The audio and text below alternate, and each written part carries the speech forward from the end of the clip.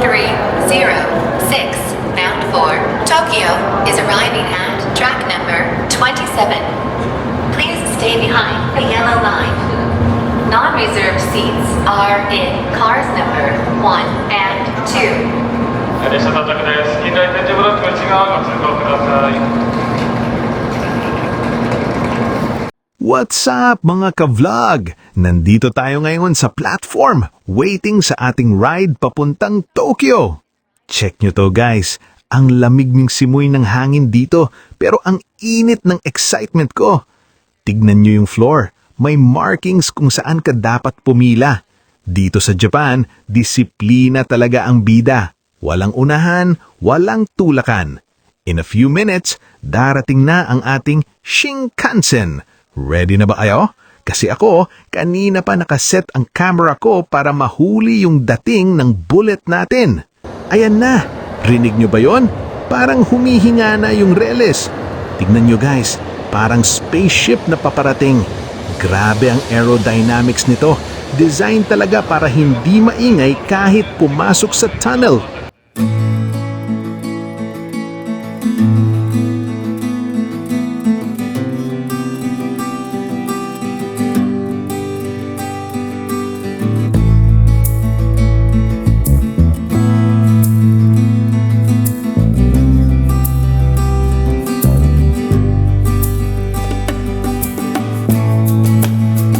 See? Tignan nyo kung saan tumigil yung pinto. Sakto sa marking sa sahig. Ang lupit, di ba? O siya, bukas na ang pinto. Let's go inside!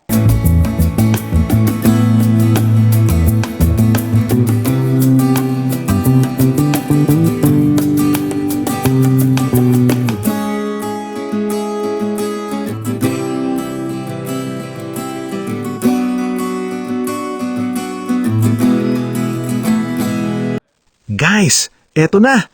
Papunta na tayo ng Tokyo via Shinkansen. Sabi nila, paglampas ng Shizuoka Station, makikita na ang majestic na Mount Fuji sa bintana. Habang naghihintay tayo, trivia muna tayo sandali para medyo brainy ang vlog natin today. Alam nyo ba na ang Shinkansen literally means new trunk line? Pero mas kilala natin to sa tawag na bullet train dahil sa hugis nito at bilis. Nagsimula ang operasyon nito way back October 1, 1964, sakto sa Tokyo Olympics.